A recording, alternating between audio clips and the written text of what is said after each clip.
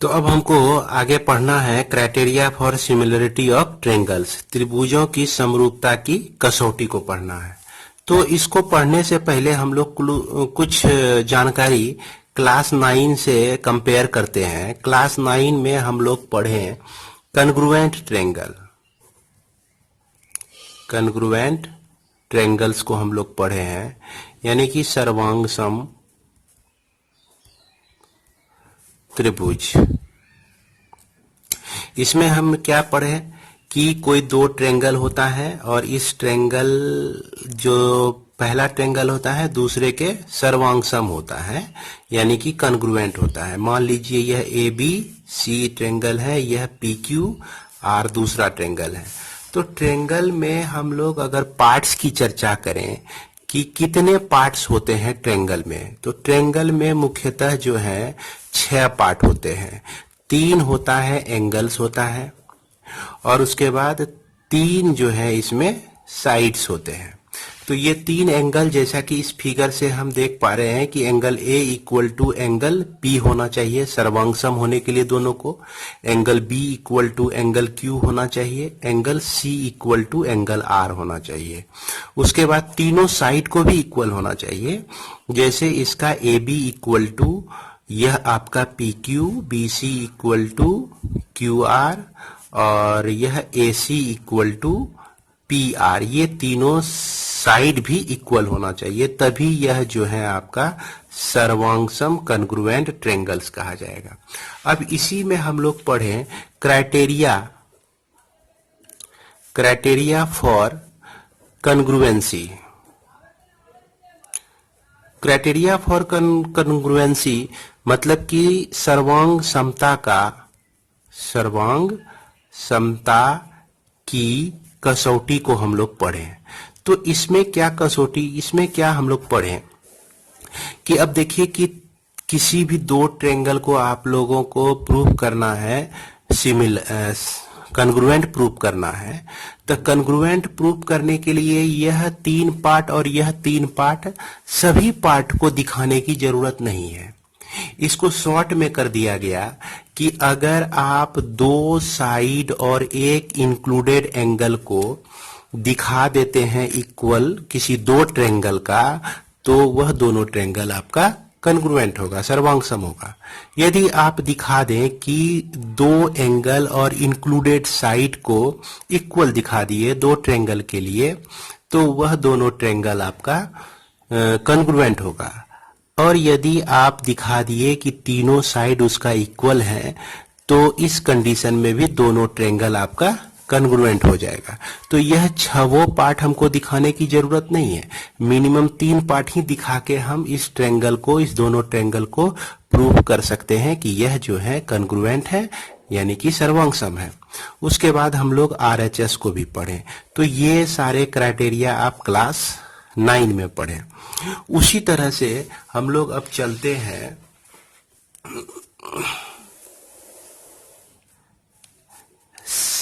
Similar triangle में, similar triangles में। Similar triangles का हो गया मतलब समरूप त्रिभुज हो गया। तो उसी तरह से इस त्रिभुज में भी 2 त्रिभुज हम ले लेते हैं यहाँ पर, ए बी सी और दूसरा त्रिभुज आपका पी क्यू आर। अगर यह आप सिमिलर है, तो सिमिलर होने के कंडीशन में इसका जो 3 एंगल्स हैं, 3 एंगल्स इक्वल हो जाएगा। Angle A equal to angle P, angle B equal to angle Q और angle C equal to angle R. उसके बाद 3 साइड्स में क्या होता है कि तीनों साइड का रेशियो सेम होना चाहिए। जिसका मतलब A B by P Q equal to B C by Q R equal to A C by P R. ये डेफिनेशंस के आधार पर हम लोग इसको पढ़े कि 2 ट्रायंगल सिमिलर तभी होते हैं जब उसके करस्पॉन्डिंग एंगल्स इक्वल होते हैं और उसके साइड्स जो होते हैं वो प्रोपोर्शनल होते हैं। अब आती है क्राइटेरिया पे। क्राइटेरिया मतलब इसकी कसौटी। तो ये कसौटी से क्या फायदा होता है आपको, इस क्राइटेरिया से आपको क्या फायदा होता है कि यह सारे पार्ट्स को हमको वेरीफाई करने की जरूरत नहीं पड़ती है। यानी कि हम तीनों एंगल को चेक करें, तीनों साइड के प्रोपोर्शनलिटी को चेक करें, ये दोनों फुलफिल होता है तभी इसको हम सिमिलर कहें या समरूप कहें, इसकी जरूरत नहीं होती है। क्राइटेरिया में क्या होता है कि मिनिमम आप वो चीज दिखा दीजिए जिससे ऑटोमेटिक उसको हम लोग कह सकें सिमिलर है। तो इसका पहला क्राइटेरिया ए होता है, जिसको शॉर्ट में हम सिर्फ ए भी कह सकते हैं। इसका मतलब होता है एंगल, एंगल और अगेन एंगल। तो अगर किसी दो ट्रायंगल का सभी एंगल्स इक्वल हो जाए, एंगल एंगल कहने का मतलब सभी एंगल्स इक्वल हो जाए, तो उस कंडीशन में हम इसको दिखाने से बच जाते हैं, इसको हमको दिखाने की जरूरत नहीं होती है और हम कह देते हैं कि यह जो ट्रायंगल्स हैं, दोनों ट्रायंगल आपका क्या है, सिमिलर है।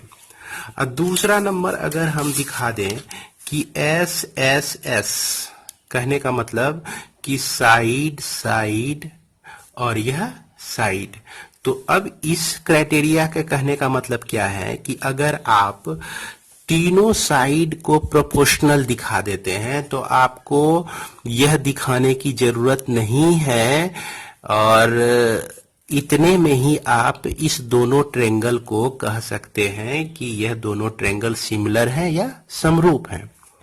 उसके बाद एक तीसरा क्राइटेरिया इसमें होता है SAS। ये कहता है क्या कि अगर दो साइड प्रोपोर्शनल हो, दो साइड आप प्रोपोर्शनल दिखा दिए, तीसरा साइड आप नहीं लिए, उसके बीच का इंक्लूडेड एंगल्स भी अगर इक्वल हो जाए तो उस कंडीशन में भी ये दोनों ट्रायंगल जो होते हैं हमारा सिमिलर होते हैं। यानी कि आपको इसमें से किसी एक एंगल को दिखा देना है और कोई उस एंगल को जो इंक्लूड कर रहा है दो साइड, वो दोनों साइड प्रोपोर्शनल अगर आप दिखा देते हैं तो इस कंडीशन में भी वो दोनों ट्रायंगल जो है आपका सिमिलर हो जाता है। तो यहाँ आपको समझ में आ गया होगा कि ये क्राइटेरिया हमारे लिए किस तरह से उपयोगी है। क्राइटेरिया यानी कि कसौटी बस इतना ही उपयोग में लाया जाता है कि जैसे कि हम इस ट्रायंगल का छह पार्ट है, सभी पार्ट्स को हमको दिखाने की जरूरत नहीं पड़ी कि ये सब इक्वल हैं। उसी तरह से इसमें भी हमको यह जो 6 पार्ट है, 6 पार्ट में मिनिमम 3 पार्ट अगर हम दिखाने में सक्षम हो गए तो हमारा दोनों ट्रायंगल सिमिलर हो गया। तो अब यहाँ सिमिलरिटी का हमारे पास 3 क्राइटेरिया है पढ़ने के लिए। एक पहला हम लोग पढ़ेंगे AAA सिमिलरिटी क्राइटेरिया, और SSS क्राइटेरिया फॉर सिमिलरिटी और SAS क्राइटेरिया फॉर सिमिलरिटी। अब हम इसको डिटेल में देखेंगे। तो चलिए हम लोग देखते हैं पहला थ्योरम को। इससे एक थ्योरम आपका क्या कहते हैं 6.3 बनता है, इससे आपका थ्योरम 6.4 बनता है और इससे आपका थ्योरम 6.5 बनता है। अब इस सारे थ्योरम्स को हम लोग देखेंगे। प्रमेय 6.3 आप जैसा देख सकते हैं, इसमें कहा गया है कि यदि दो त्रिभुजों में संगत कोण बराबर हो तो उसकी संगत भुजाएं एक ही अनुपात में होती हैं और इसलिए वे त्रिभुज समरूप होती हैं। तो यहाँ पे स्पष्ट रूप से ये समझ में आ रहा है कि दो त्रिभुज के संगत कोण बराबर हैं तो उसकी भुजाएं भी समान अनुपात में होती हैं, इस चीज़ को प्रूव करना है। और इस तरह से त्रिभुज भी क्या हो जाएंगे, समरूप हो जाएंगे। तो ऐसे कसौटी को, इस कसौटी को हम AAA कौन कसौटी भी कह सकते हैं। आइए हम लोग इसका प्रूफ देखते हैं। 6.3 थ्योरम को हम यहाँ भी समझ सकते हैं कि if in two triangles corresponding angles are equal, अगर उसके संगत कोण बराबर हो तो then their corresponding sides are in the same ratio, तो उसके करस्पॉन्डिंग साइड का रेशियो जो होता है वह सेम होता है। Hence the triangles are similar. तो इस कंडीशन में ट्रेंगल्स हमारे सिमिलर होते हैं। तो जैसा कि इस this criteria is refer to the A angle criteria of similarity of two triangle. इसको हम ए क्राइटेरिया भी कहते हैं सिमिलरिटी का। तो इसका प्रूफ हम लोग आगे देखते हैं। तो प्रमेय 6.3 में क्या दिया गया है कि दो ट्रेंगल, इस ट्रेंगल के संगत करस्पॉन्डिंग एंगल्स जो हैं बराबर हैं, इक्वल हैं। तो इसको हम यहाँ देखते हैं कि मानते हैं कि दो ट्रेंगल है आपका, इसमें angle A equal to angle D दिया गया है और angle B equal to angle E दिया गया है और angle C equal to angle F दिया गया है। तो आपको प्रूफ करके दिखाना है इसमें कि इसके साइड्स जो है प्रोपोर्शनल है। जब प्रोपोर्शनल होंगे तो ये सिमिलर भी होंगे, मतलब समरूप भी होंगे। तो अभी जैसा कि हमने पढ़ा कि सिमिलर दो ट्रेंगल है तो दोनों ट्रेंगल का 6 पार्ट इक्वल होना चाहिए।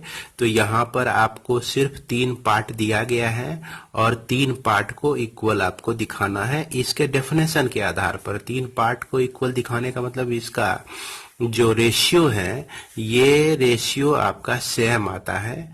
तो इस कंडीशन पे हम निश्चित रूप से इसको हम समरूप कह सकते हैं।